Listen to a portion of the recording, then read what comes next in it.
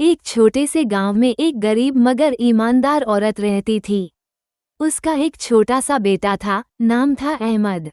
अहमद अभी बहुत छोटा था, लेकिन उसकी माँ उसे बचपन से ही दीन की बातें सिखाती थी। वो हर काम से पहले कहती, बेटा बिस्मिल्लाह पढ़ लिया करो, इसमें अल्लाह की रहमत और बरकत होती है। माँ बहुत मेहनत करती थी, कभी घरों में सिलाई, कभी लोगों के कपड़े धोना, जो भी काम मिलता कर लेती। मगर हालात बड़े तंग थे। कई बार घर में सिर्फ थोड़ी सी रोटी और थोड़ा सा साग ही होता। एक दिन की बात है, घर में सिर्फ एक ही रोटी बची थी। माँ ने वो रोटी बनाई और अहमद के सामने रख दी।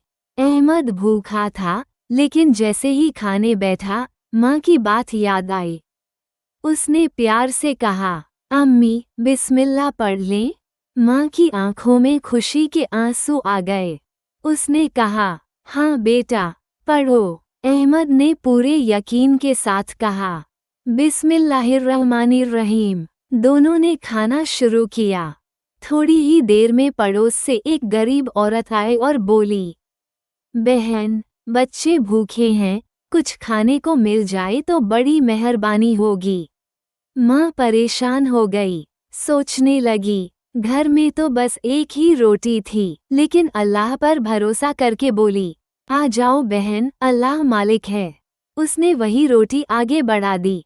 हैरानी की बात ये थी कि सबने खाया, मगर रोटी खत्म ही नहीं हुई। जितना तोड़ते उतनी ही बरकत बढ़ती जाती। सबका पेट भर गया। माँ समझ गई कि यह सब बिस्मिल्लाह की बरकत है। कुछ दिन बाद अहमद मदरसे जाने लगा। एक दिन रास्ते में उसे एक सिक्का पड़ा मिला। वो बहुत खुश हुआ, मगर माँ की सीख याद आई। उसने सिक्का उठाया और कहा, बिस्मिल्लाह। फिर सीधे माँ के पास आया और बोला, अम्मी यह मेरा नहीं है। माँ ने उसे शाबाशी दी और सिक्का मस्जिद के इमाम साहब को दे दिया।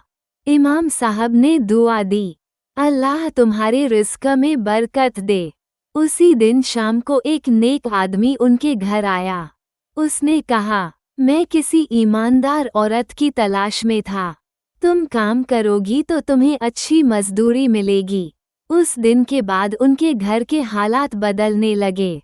तंगी कम होने लगी, घर में सुकून आ गया। माँ हर बार कहती, बेटा ये सब बिस्मिल्लाह की वजह से है।